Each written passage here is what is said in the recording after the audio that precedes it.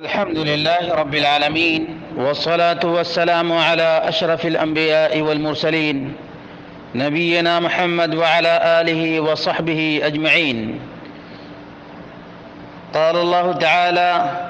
يا أيها الذين آمنوا إن جاءكم فاسق بنبأ فتبينوا. مومنوں، جب بھی کوئی فاسق خبر لائے تو تم اس کی تحقیق کر لیا کرو. اسی حکم ربانی کی بنا پر جب میرے سامنے ایک میسج آیا جس میں لکھا ہے حجاز مقدس سے سعودی عرب تک، سعودی عرب کی تاریخ، اس میں مضمون نگار نے سقوط سلطنت عثمانیہ کا ذمہ دار شیخ الاسلام محمد بن عبد الوہاب اور بعض عربوں کو قرار دیا گیا ہے جو سراسر تاریخ سے جہالت اور نادانی پر مبنی ہے اور تعصب کی علامت ہے. کتاب و سنت کے حاملین سے الرجی ہے اور نفرت ہے، قبر پرستی اور مردہ فروشی سے محبت ہے، جس کی بنیاد پر یہ مضمون لکھا گیا ہے. اور اس مضمون نگار کو پتہ ہی نہیں کہ سلطنت عثمانیہ کو تباہ و برباد کرنے والے خود سلطنت عثمانیہ کے زیر سایہ رہنے والے یہودی اور ماسونی تحریکات ہیں. اور یہ کہیں اور نہیں بلکہ تاریخ اٹھا کر دیکھ لیں. 1721 عیسوی میں ماسونی یہودیوں کی ایک محفل استنبول میں منعقد ہوئی، جبکہ دیگر محافل دیگر جگہوں پہ منعقد ہوتی رہی ہیں. یہ 1721 کا واقعہ ہے. آپ تاریخ کے اوراق کو ایک مرتبہ دیکھ لیجئے، تب آپ کو پتہ چلے گا کہ اس ماسونی اور صہیونی تحریک میں کون کون سے لوگ شامل تھے. لیبرالین قسم کے لوگ شامل تھے اور کمیونسٹ بھی شامل تھے اور نہایت ہی بدقماش اور اباحیت کے پروردہ لوگ تھے جو بے حیائی کو ہوا دے رہے تھے. یہ سب کے سب استنبول میں جمع ہوئے اور ان لوگوں نے پلاننگ کی کہ کس طرح سے حکومت کا تختہ پلٹ کرنا ہے. اور اسی وجہ سے تمام کے تمام یہودی، جس کو دونما کہا جاتا تھا، یہ دونما یہودی یہ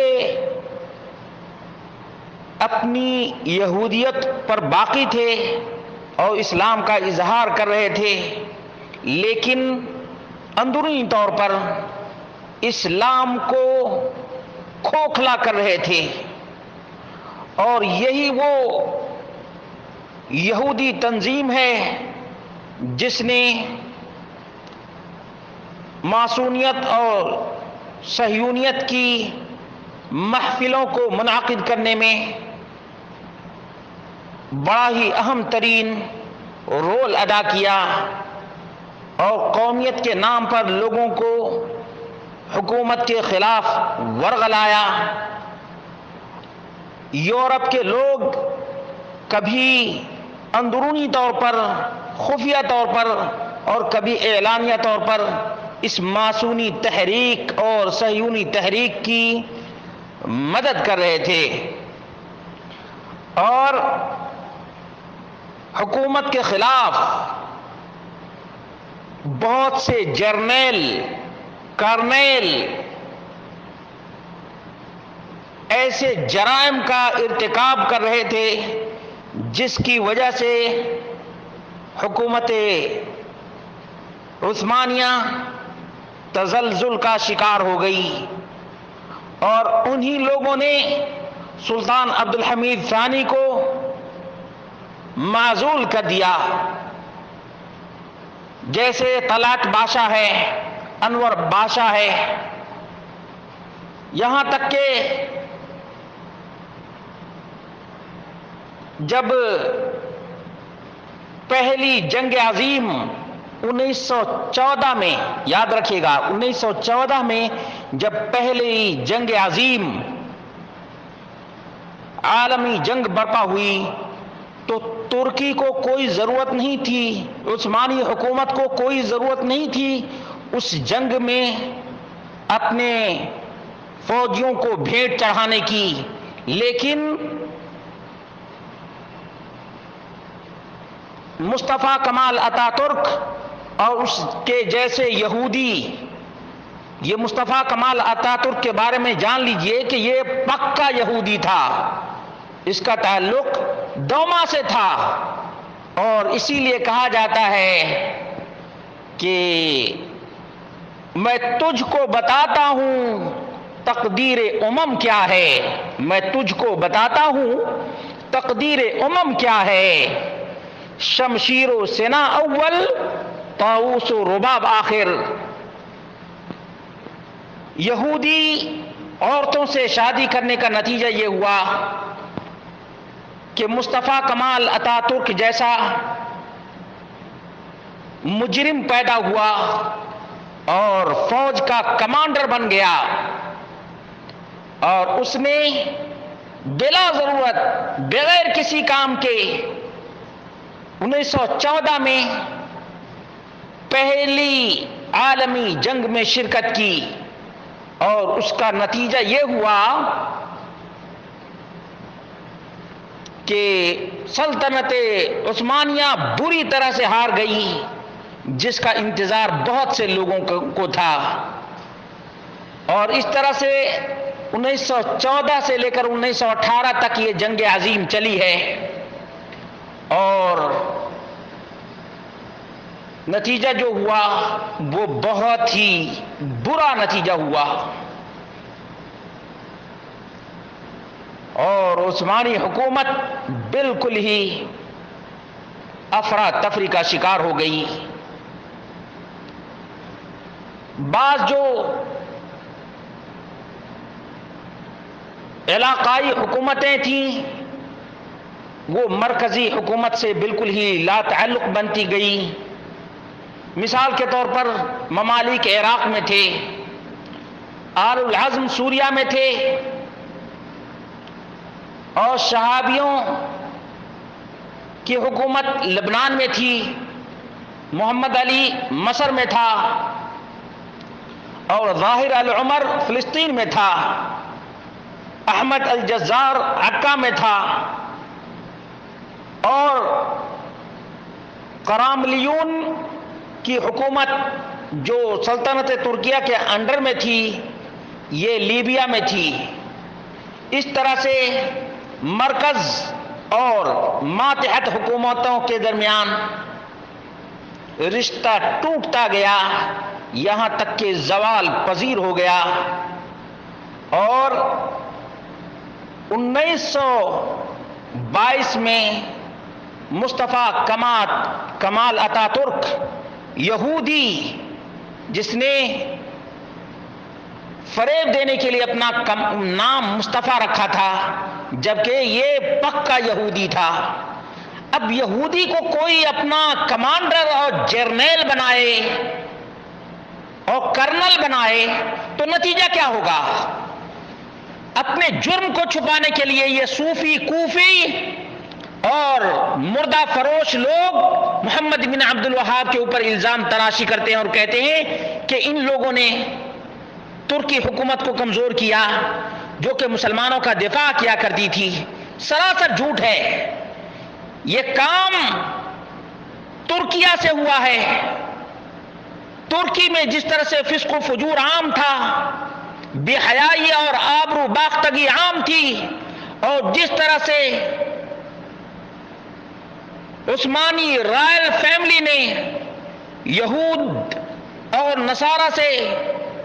شادی کر کے اپنے محلوں کے اندر رکھا تھا، اس کا نتیجہ یہ تھا، باہر سے آدمی لڑ سکتا ہے، مقابلہ کر سکتا ہے جب اندرونی طور پہ مضبوط ہو، لیکن عثمانی سلطنت اندر سے کمزور ہو گئی تھی۔ اسی کا نتیجہ تھا کہ پہلی عالمی جنگ عظیم میں یہ حکومت شامل ہوئی، نتیجہ خسارہ ہوا، مصطفیٰ کمال اتاترک ناکارہ ثابت ہوا اور الزام اسلام پر لگا دیا، اسلامی تعلیمات پر لگا دیا، اور یہ صوفی کوفی محمد بن عبد الوہاب پر یہ الزام تراشی کر رہا ہے۔ یہ کتنا بڑا المیہ ہے، کتنا بڑا المیہ ہے میرے بھائیوں۔ تاریخ کو پڑھو، معلوم ہو جائے گا کہ ان حکومتوں کے زوال کا سبب کیا ہے۔ سب سے بڑا سبب یہ ہے کہ جب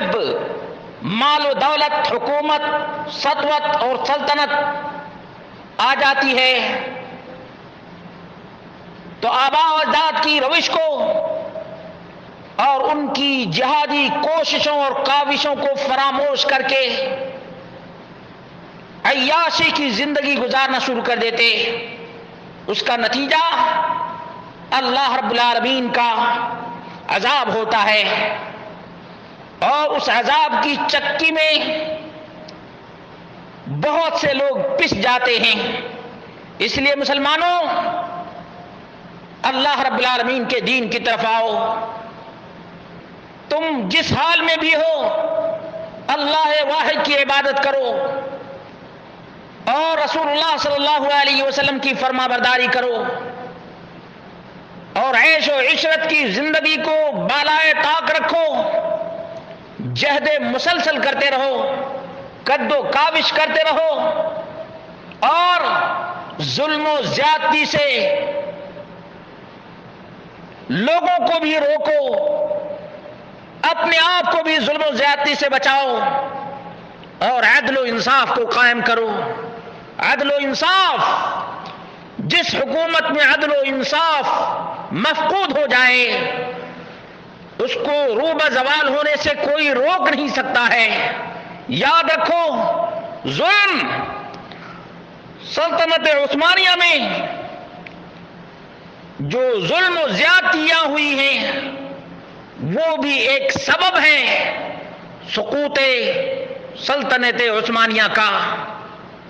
ایک تو یہود و نصارہ کی دسیسہ کاریاں، دوسرے رائل فیملی ہی میں رقص و سرود کی محفلیں، تیسرے ماسونی اور صہیونی تحریکوں کا غلغلہ استنبول کے اندر، اوباشوں کو موقع دینا، یہ وہ اسباب ہیں جن کی وجہ سے سلطنت عثمانیہ روبہ زوال ہوئی۔ اس لیے مسلمانوں، تم اللہ رب العالمین سے ڈرو اور کسی کے اوپر الزام تراشی نہ کرو، الزام تراشی نہ کرو، بلکہ عدل و انصاف کو قائم رکھو۔ اللہ تبارک و تعالی زیادتی کرنے والے کو بالکل ہی پسند نہیں کرتا ہے، معتدین کو اللہ رب العالمین پسند نہیں کرتا۔ اس لیے جو لوگ کتاب و سنت کے علمبرداروں کو مورد الزام ٹھہرا رہے ہیں انہیں اللہ رب العالمین سے ڈرنا چاہیے اور اپنے قلم اور زبان کو روکنا چاہیے، ورنہ ایک ایک لفظ جو لکھا جاتا ہے، ایک ایک حرف جو بولا جاتا ہے، اس کا رب کائنات حساب لے گا۔